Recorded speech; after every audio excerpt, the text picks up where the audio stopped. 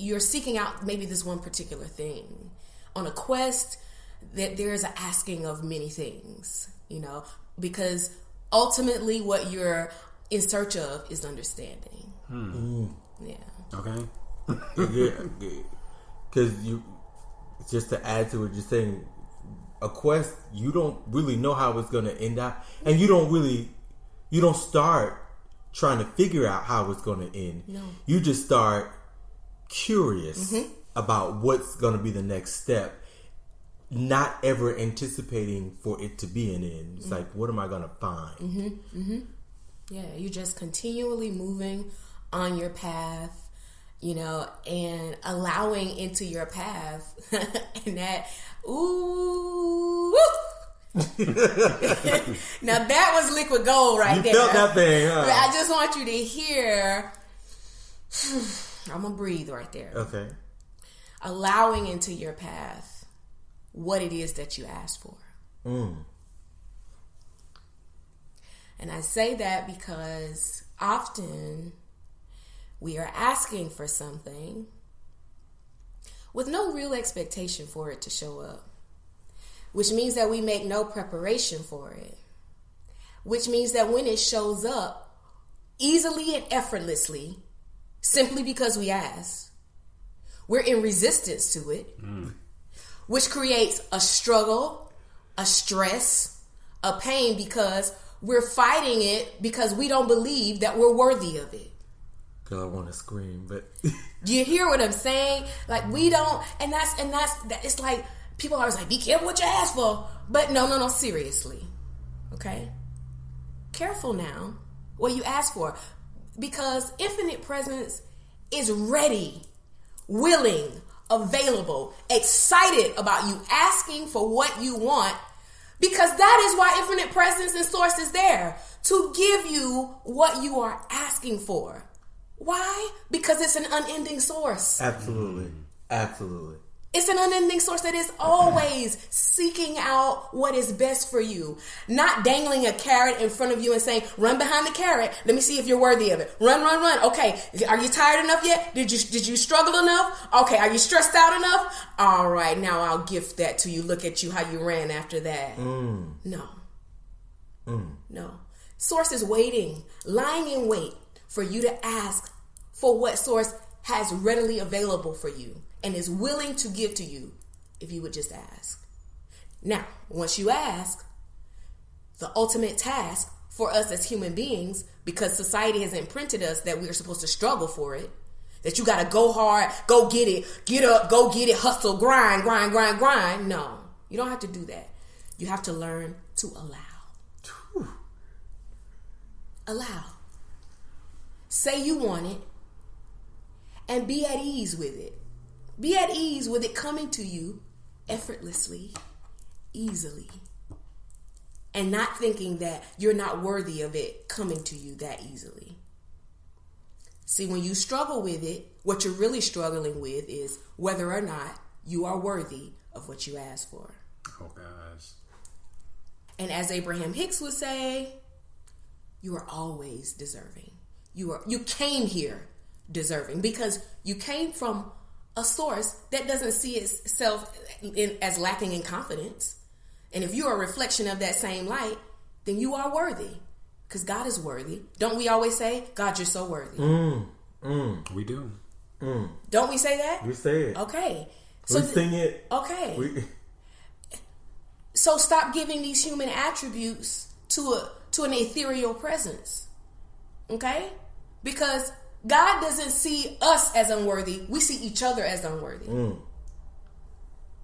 So God is not struggling to give you something and thinking you're not worthy of it. You're struggling with your own worth. And you're allowing other people around you to make you feel unworthy of it, because what we're told is you got to go hard. You got to go get it. You got to. If we attach work to worth. See? Work to worth. If you ain't work hard for it, you're not worth it. No. But as Abraham-Hicks would say, the better we feel, the more we allow. So if you feel worthy, you allow everything that comes with worthiness to flow easily and effortlessly to you. Okay. Okay, so, I mean, right. For the sake of right. Okay. Okay, right. So who is Abraham-Hicks? Okay, so Abraham-Hicks is a spirit presence that shows up and speaks through the channel of Esther Hicks. And Esther Hicks is a physical presence, is a being, a woman. And she came into this knowing, she said, really just as a breathing practice, all of this like ethereal knowledge started to download into her, and then she would speak it very readily, but she knew that it wasn't her like physical presence that was speaking. It wasn't her humanness that was so intelligent that it came up with it. And she didn't acknowledge it at first. It was like, she felt a little crazy. And then the more she relaxed into it as a gift, then she allowed the spirit presence of Abraham-Hicks to come forth and to speak as a voice of God through her. Or as she would call it, as source energy through her. So I would encourage anybody to definitely get, as she would call it, tuned in, tapped in, turned on to that inner presence that is speaking through you always. Yeah.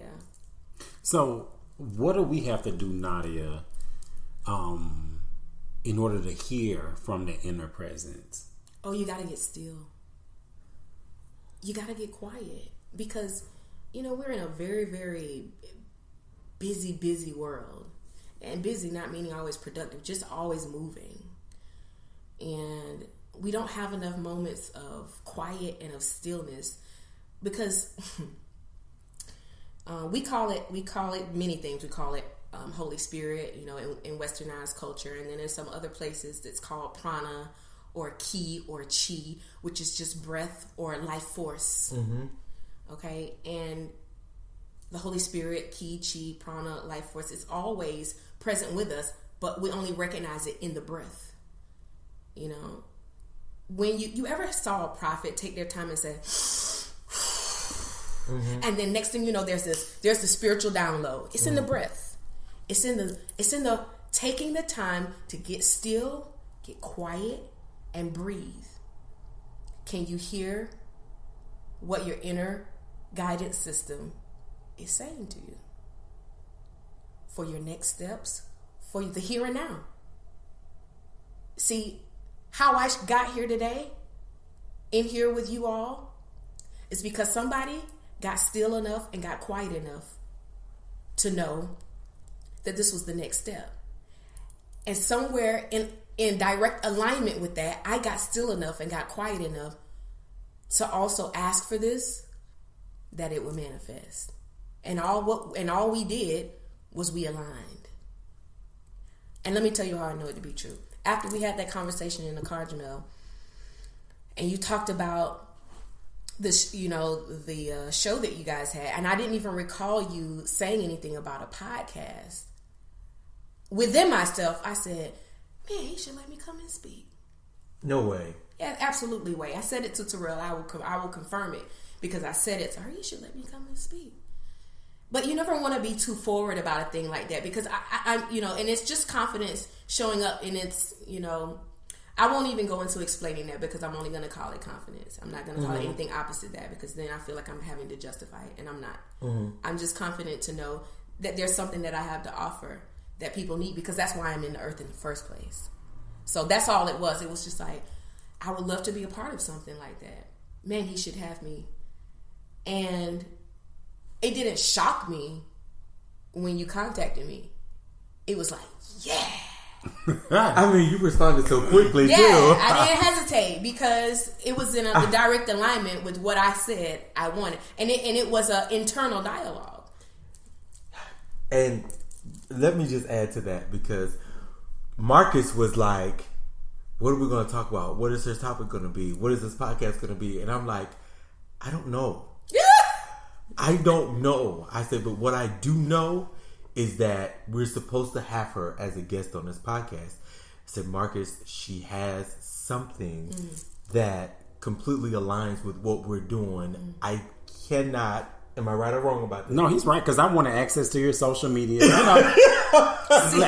if she got something to say. Well, no, I'm a journalist. I have a degree in communication, so okay. Look, we're the same person. Yes, absolutely. So he was like, I want to probably look at her social media for about an hour. Just kind of know what questions I want to ask, and I'm like, well, I don't know what to tell you, because I told him about our conversation, and I was just like, I just know that this is supposed to happen, because we had done a series of guests on the podcast, and Marcus was like, okay, so for our next set of guests on the podcast, who, we need to kind of, pray about or try to seek out what we need to do. And I was like, well, I already got 2 people, and you were one of them. And he was like, okay, so what are we going to talk about? I was like, I don't know. Amen, Ashe, and so it is. Okay, and so it is. I mean, this is great conversation. A lot of our audience are new to this inner work, this soul care. What are 2 steps or 2 bits of advice that you would give them as they begin this journey? This quest, excuse me. I would say, don't be afraid to ask. You can't get an answer without asking. That's the most important step on a quest, is ask, so you can get some directions. You can know what to do next. And I would say develop a meditation practice of some sort, so that you can become acclimated with being one with self, being present with yourself, getting still and getting quiet, so you can hear the answer to what you ask. So ask first and get still enough to hear the answer. Well, a lot of you don't know this, but Nadia just celebrated her birthday. Hey. Happy birthday. Thank you. It was lit, too. We got an opportunity to party with her. Yes, indeed. So, you are how old? 36. 36 years old. What will this new year entail for you? I live in the here and now. And so, all I know is that right here and right now, as always, I'm just interested in always being more and more aware of my best self. And so whatever evolves from that, I just know it's going to be a representation and a reflection of my best self. I have irons in the fire, but I'm not one of them coming soon kind of girls. Like, you know what I'm saying? And Jamel could probably tell you that. Like, by the time you look around, it is done and it is presented. And you're like, what? When did she do that? She didn't even warn us about that. No, there's no warning. I'm like the Beyonce of, like life. I just overnight pop up a new release. Like, when was she in the studio for that? Yeah, you see that kind of carrying on. Wow. So there's gonna be quite a bit of that, but just know that I'm always being. I'm not a proponent of just doing to be doing, but I am always being, and whatever I'm being is gonna be my best self. Yeah, definitely. What are you doing on Sunday at 5 o'clock p.m.? On Sunday, let me check my schedule. That's a lovely question. Yeah, we host an event called The Conversation, and by the time you hear this particular one would have come and gone, but definitely check our website at YourSoulCareCommunity.com to find out when our next conversation event is. So the event will start at 5. How long will it go until? It's about 7. Here, well, I'm not for sure, but I can definitely. Is it every Sunday? It's not every Sunday. Once a month. We usually do it once a month. Oh, well, look for me next month. Is that okay? Absolutely. I can put you on my calendar for next month. This Sunday, I got a writing session with a singer and fellow songwriter. So I'm gonna be doing some of that good, crunchy, earthy, juicy songwriting type stuff. Juicy. Yeah. Look, not only is she enlightened, but she's also a songwriter, singer, producer. Yeah. Listen. Actor, comedian. All of it. And that's what happens. You know what I mean? When you expand your awareness and you allow, it's